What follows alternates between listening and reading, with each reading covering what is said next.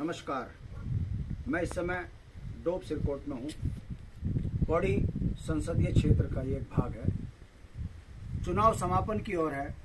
उत्तराखंड क्रांति दल के प्रत्याशी मेरे बगल में आशुतोष नेगी, जिन्होंने स्थानीय मुद्दों को लेकर दबंगता से जनता के बीच में संवाद किए, चुनाव लड़ा। जनता ने जिस तरीके से सहमति जताई है, लगता है इस बार उत्तराखंडियत पर वोट बहुत पड़ेगा। रिजल्ट क्या होगा ये तो अब जनता के हाथ में है, मगर एक संदेश जरूर गया है कि उत्तराखंड के जल, जंगल, जमीन, रोजगार, संसाधन सब बिक गए हैं और एक नए अजीब तरीके का उत्तराखंड का माहौल बन गया है कि अब उत्तराखंड में हमारी बेटियां भी सुरक्षित नहीं हैं। मेरे राइट हैंड में मेरी बहन अंकिता की माँ है, जिसने नवरात्रों में व्रत रखा। बहुत कहने के बाद कि हम आप घर चली जाएं, आप बीमार हो जाएंगी।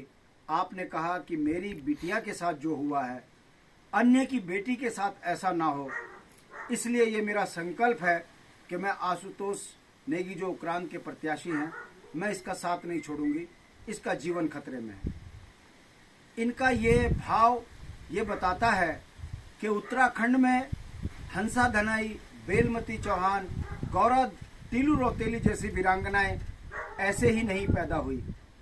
इस बहन का ये त्याग उत्तराखंड की बेटियों के लिए हमेशा याद रहेगा। दुख की बात यह है कि इस चुनाव में 1 तारीख से लेकर 17 तारीख तक उत्तराखंड क्रांति दल के प्रत्याशियों को कितना परेशान प्रशासन के द्वारा किया गया।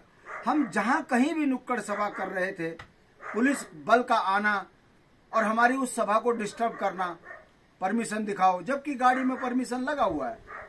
आपने देखा होगा दुगड्डा में हमारा प्रशासन के साथ झड़प होना। पौड़ी आशुतोष के घर के बाहर अपने गाड़ी खड़ी है, वहां से पुलिस का यह कहना हटाइए गाड़ी, यहां से आप यहां गाड़ी खड़ी नहीं कर सकते। ये तानाशाही बताती है कि लोकतंत्र में अगर सत्ताएं ऐसे बेलगाम होंगी तो फिर मुद्दों पर पैसे वाले हावी होंगे। ये तानाशाही ठीक नहीं है। और आज चुनाव का अंतिम दिन था। पौड़ी में हम प्रचार पर थे, फिर वही काम, पुलिस का प्रशासन का आना, हमें परमिशन दिखाओ। बार बार कहने के बावजूद भी पुलिस नहीं मानी और लगभग 1:30 बजे 2 बजे पुलिस के द्वारा जबरन हमारा माइक बंद करवा दिया गया।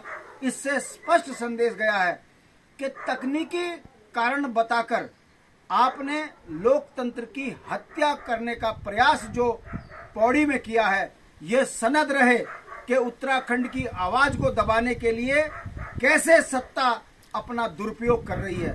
हमारा ये सवाल है, अगर हमारे साथ कोई तकनीकी कमी रही तो चुनाव आयोग को यह भी देखना चाहिए कि क्षेत्रीय दल का नेता 1 लाख रुपए भी खर्च नहीं कर रहा है और राष्ट्रीय पार्टियों के नेता करोड़ों रुपए की रैली खर्च कर रहे हैं। करोड़ों रुपए की रैली। क्या आपने भाजपा कांग्रेस का प्रचार रोका? चुनाव आयोग ने 95 लाख रुपए का खर्चा बताया है, तो क्या चुनाव आयोग को ये नहीं दिख रहा कि जो निर्दलीय बिना पैसे के चुनाव लड़ रहे हैं, तो उनको इतना प्रताड़ित क्यों? एक तरफ अरबों का चुनाव, दूसरी तरफ मुद्दों पर चुनाव, और ऐसे में कागजी कार्रवाई के बहाने यदि क्षेत्रीय आवाज को दबाओगे तो जनता इसका मुंह तोड़ जवाब 19 तारीख को डायमंड का बटन दबाकर ये तय करेगी कि बेटियां हमारी मरें, संसाधन हमारे बिके, मूल निवास हमारा खत्म हो, भू कानून हमारा खत्म हो। और उसके बाद अगर हम उन मुद्दों पे बात करें तो सत्ताधीश हमारे उन मुद्दों को दबाने के लिए पूरे लोकतंत्र में हमारा जो इस तरीके से हमें डिस्टर्ब किया गया, ये इसका जवाब 19 तारीख को जनता देगी। उम्मीद करता हूं कि जनता इस तरह के कुकृत्यों को जानते हुए, समझते हुए क्षेत्रीय दल को अपने मत का दान करेगी, बिटिया अंकिता को न्याय देगी और उत्तराखंड के बेरोजगारों के साथ जो इन्होंने अन्याय किया है, नौकरियां बेचकर, संसाधन बेचकर, इसका मुंह तोड़ जवाब उत्तराखंड की जनता देगी। मेरी पौड़ी संसदीय क्षेत्र की तमाम जनता से ये अपील है कि आप पौड़ी और टिहरी में तय करो, ये युवा संसद में जाएं और उत्तराखंड की आवाज बने। नमस्कार।